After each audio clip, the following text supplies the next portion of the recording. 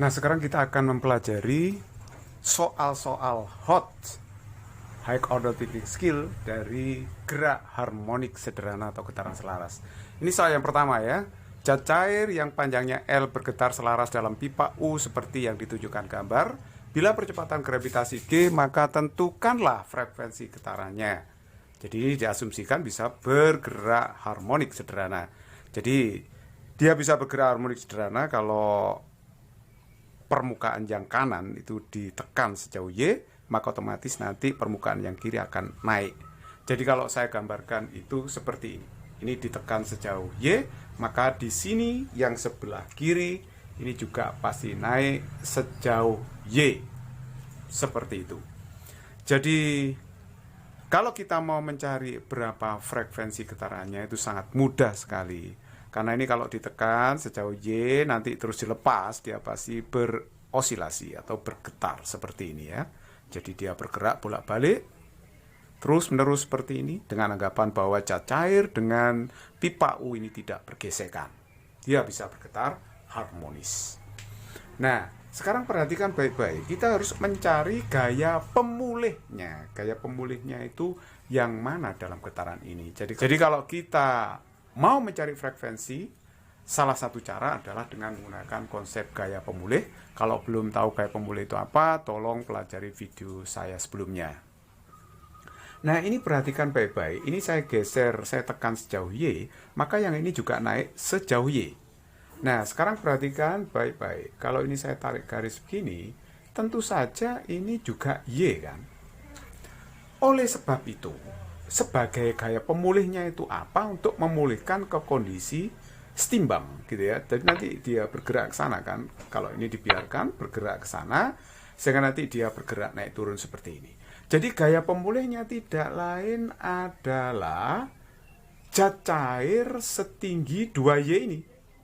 Ini gaya pemulihnya yang membuat dia bisa balik ke sana. Karena ini ada berat yang menekan sisi kiri zat cair. Jadi ini ditekan oleh panjang zat cair sejauh 2Y. Jadi kalau begitu, ini saya gambar aja, beratnya saya namakan W aksen. Ya, saya namakan W aksen. Jadi W aksen itu sebagai gaya pemulih. Konsep hukum 2 Newton mengatakan bahwa sigma F itu kan M dikalikan A. Jadi gaya pemulihnya itu adalah W aksen. Karena kalau simpangan itu ke atas, gayanya itu ke bawah berlawanan, maka dikasih tanda min. Jadi perhatikan baik-baik, gaya pemulihnya di sini adalah W aksen. Jadi panjang zat cair sebesar 2Y. Jadi bukan zat cair seluruhnya ya, hanya 2Y ini panjangnya. Tanda min menunjukkan bahwa simpangan ke atas, tapi gaya itu ke bawah. Mirip seperti gaya gesek, sehingga ini harus dikasih tanda min. Nah, ini M dikalikan A. Sekarang kita bisa uraikan ini. Min M aksen kali G. Ini M dikalikan A. Perhatikan ini nggak bisa dicoret loh ya. M aksen dengan M. M aksen itu adalah massa yang memulihkan benda ke kondisi setimbang. Jadi massa sepanjang zat cair 2Y itu. Jadi bukan massa seluruhnya. Kalau M ini adalah massa seluruh zat cair sepanjang L itu. Nah, sekarang kita bisa uraikan yang sebelah kiri ya. M aksen dulu saya taruh sini. Min. M aksen kita tahu bahwa yang namanya rho itu kan M per V ya. Jadi kalau kita mau mencari M-nya itu tentu saja rho kali V. Jadi kalau begitu di sini adalah rho zat cair dikalikan dengan V aksen. V aksen volume zat cair setinggi 2Y itu. Dikalikan dengan G sama dengan ini M. M saya uraikan juga ya. Jadi ini massa zat cair. Jadi kalau begitu apa di sini? Kalau di sini tadi adalah rho siapa? Rho zat cair. Tapi di sini apa? Ya M rho kali V. Rho-nya zat cair karena yang bergetar ya zat cair itu kan. Jadi rho zat cair dikalikan dengan volume seluruhnya. Karena yang bergetar itu seluruhnya. Dikalikan A. Tapi A itu kalau bergetar selaras itu kan min omega kuadrat kali Y. Kalau belum paham ini kenapa percepatan omega kuadrat kali Y, mohon dan tolong melihat video saya sebelumnya. Nah, ini rho-nya saya coret, ya kan? Nah, sekarang kita mencoret min-nya juga bisa. Min-nya sudah lupakan. V aksen itu volume zat cair setinggi 2Y. Jadi kalau begitu berapa ini berarti? Kalau begitu ini kan anggap aja ini bentuknya apa ya? Bentuknya tabung. Jadi ini kan punya luas penampang A. Kalau ini tingginya itu 2Y, berarti volumenya kan 2Y dikalikan dengan A, kan gitu ya. 2Y dikalikan dengan A. M-nya sudah saya coret ya, M-nya lupakan. Nah, dikalikan dengan G. Kalau Anda belum tahu ini kok bisa volumenya segitu, ya ini kan volume tabung ya. Coba lihat ini, kalau tabung itu panjangnya 2Y, luasnya A, kan volumenya A kali 2Y, ya kan? Nah, volume zat cair yang panjangnya L itu adalah L dikalikan dengan A. Nah, M-nya tadi sudah saya coret ya, jadi tinggal omega kuadrat kali Y. Lah, ini Y-nya bisa saya coret. Y-nya saya coret gini ya. Nah, terus kemudian A-nya juga bisa saya coret. Nah, seperti itu. Jadi kalau begitu saya dapatkan bahwa omega kuadrat, saya pindah ruas, omega kuadrat berarti berapa? 2G dibagi dengan L. Nah, dengan demikian, kalau kita hanya mencari omeganya gimana? Kan di akar. Ini di akar jadi omega, ini di akar jadi akar 2G per L. Padahal kita tahu bahwa yang namanya omega, ingat, omega itu, masih ingat ya, kan 2πf. Nah, ini rumusnya kan. Dalam getaran, omega itu adalah 2πf. Sehingga, karena ini 2πf, itu berarti kalau begitu apa? F-nya sama dengan 2πf. Berarti F-nya adalah 1/2π akar 2G per L. Nah, akhirnya kita dapatkan bahwa kalau dia bergerak harmonik sederhana, frekuensi zat cair itu adalah 1/2π akar 2G per L, di mana G itu percepatan gravitasi, L itu adalah panjang cairan. Pi ya seperti biasanya 3,14.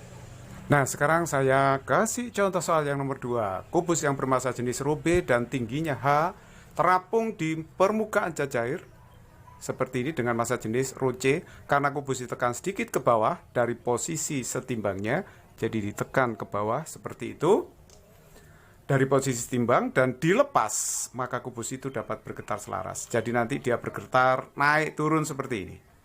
Nah, seperti itu ya, bergetar naik turun. Yang ditanyakan adalah berapa periode getarannya kalau dia bergetar naik turun atau enjot-enjotan naik turun gitu kan ya. Nah, sekarang kita mari jawab pertanyaan ini. Sangat mudah sekali soal ini ya.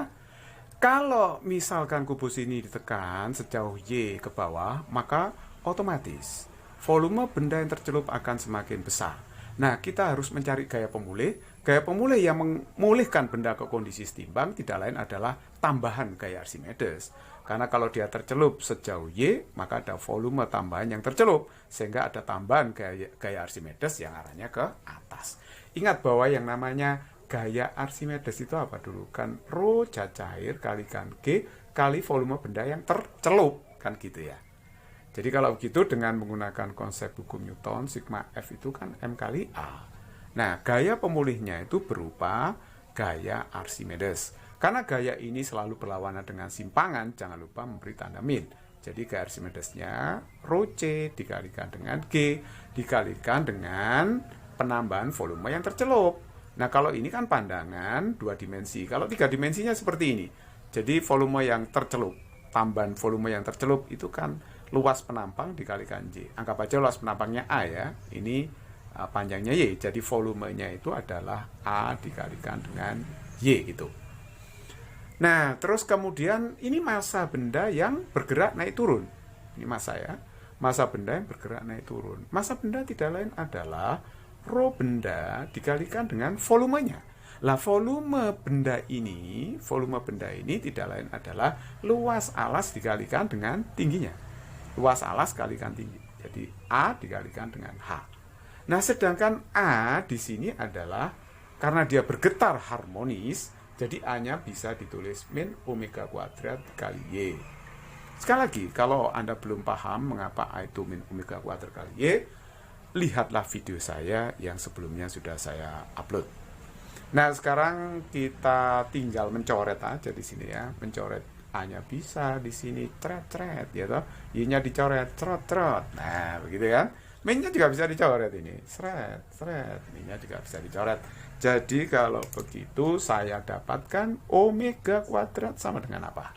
Ini saya pindahkan aja ya di sini ya. Berarti kalau begitu ini rho C dibagi dengan rho B, ya kan?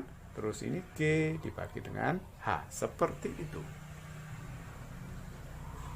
Nah, paham ya?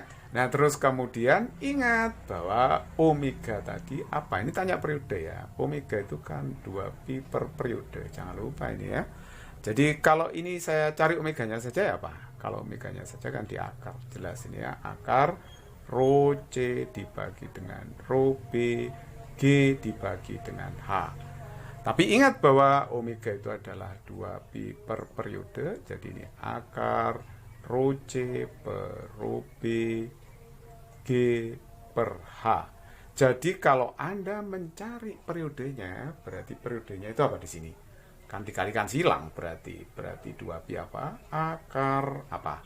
Akar kalikan silang berarti rho B per rho C H per G. Nah, akhirnya kita dapatkan rumus periode dari benda yang mengayun pada permukaan zat cair seperti ini. Jadi T besar itu periode, rho B itu berarti rho bendanya, rho C itu rho zat cair, terserah jajarnya apa, H itu adalah tinggi dari bendanya, sedangkan G itu adalah percepatan gravitasi.